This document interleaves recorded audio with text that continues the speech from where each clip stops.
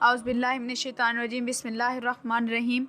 ناظرین، آج کا ہمارا ٹاپک ہے کفار و مشرکین کو سفارش کوئی فائدہ دے گی اور نہ ہی کفاریت بت سفارش کر سکیں گے۔ اور اس دن سے ڈرو جس دن کوئی جان کسی دوسرے کی طرف سے کچھ بدلہ نہ دے سکے گی اور نہ اس کی طرف سے کسی ایسے شخص کی کوئی سفارش قبول کی جائے گی جسے اذان الہی حاصل نہ ہوگا،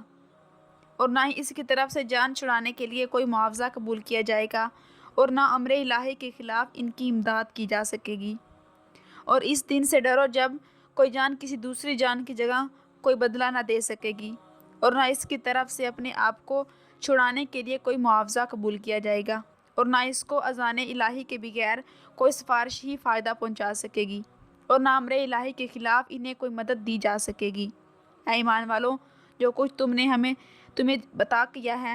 اور اس میں سے اللہ کی راہ میں خرچ کرو، قبل اس کے کہ وہ دن آ جائے جس میں نہ کوئی خرید و فروخت ہوگی اور کافروں کے لیے نہ کوئی دوستی کا امدار ہوگی اور نہ کوئی سفارش، اور کفار ہی ظالم ہیں۔ اور آپ اس قرآن کے ذریعے ان لوگوں کو ڈر سنائیے جو اپنے رب کے پاس اس حال میں جمع کیے جانے سے خوب خوف زدہ ہیں کہ ان کے لیے اس کے سوا نہ کوئی مددگار ہے نہ کوئی سفارش، تاکہ وہ پرہیزگار بن جائیں۔ اور آپ ان لوگوں کو چھوڑیے رکھیے جنہیں اپنے دین کو کھیل اور تماشا بنا لیا ہے اور جنہیں دنیا کی زندگی نے فریب دے رکھا ہے، اور اس قرآن کے ذریعے ان کی آگاہی کی خاطر نصیحت فرماتے رہیے تاکہ کوئی جان اپنے لیے کیے بدلے سپرد ہلاکت نہ کر دی جائے۔ پھر اس کے لیے اللہ کے سوا نہ کوئی مددگار ہوگا اور نہ سفارش، اور اگر وہ اپنی جان گناہوں کا پورا بدلہ یعنی معاوضہ بھی دے تو بھی اس سے قبول نہیں کیا جائے گا۔ یہی وہ لوگ ہیں جو اپنے کیے کے بدلے ہلاکت میں ڈال دیے گئے۔ ان کے لیے کھولتے ہوئے پانی کا پینا ہے اور دردناک عذاب، اس وجہ سے کہ وہ کفر کیا کرتے تھے۔ اور بے شک تم روز قیامت ہمارے پاس اسی طرح تنہا آؤ گے جیسے ہم نے تمہیں پہلی مرتبہ تنہا پیدا کیا تھا، اور اموال و اولاد میں سے جو کچھ ہم نے تمہیں دے رکھا تھا اور وہ سب اپنی پیٹھ پیچھے چھوڑ آؤ گے، اور ہم تمہارے ساتھ تمہارے ان سفارشیوں کو نہیں دیکھیں گے جن کی نسبت تم یہ گمان کرتے تھے کہ وہ تمہارے معاملات میں تمہارے شریک ہیں۔ بے شک آج تمہارا باہمی تعلق و اعتماد منقطع ہو گیا، اور وہ سب دعوے جو تم کیا کرتے تھے تم میں سے جاتے رہے،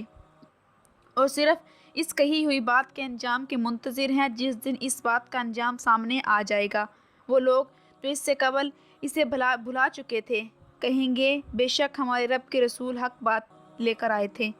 سو کیا آج ہمارے کوئی سفارشی ہیں جو ہمارے لیے سفارش کر دیں یا ہم پر دنیا میں لوٹائے جائے تاکہ ہم اس مرتبہ ان اعمال سے مختلف عمل کریں جو پہلے کرتے تھے۔ بے شک انہوں نے اپنے آپ کو نقصان پہنچایا اور وہ بہتر افطرا اور ان سے جاتا رہا جو وہ کھڑا کرتے تھے۔ اور مشرکین اللہ کے سوا ان بتوں کو پوجتے ہیں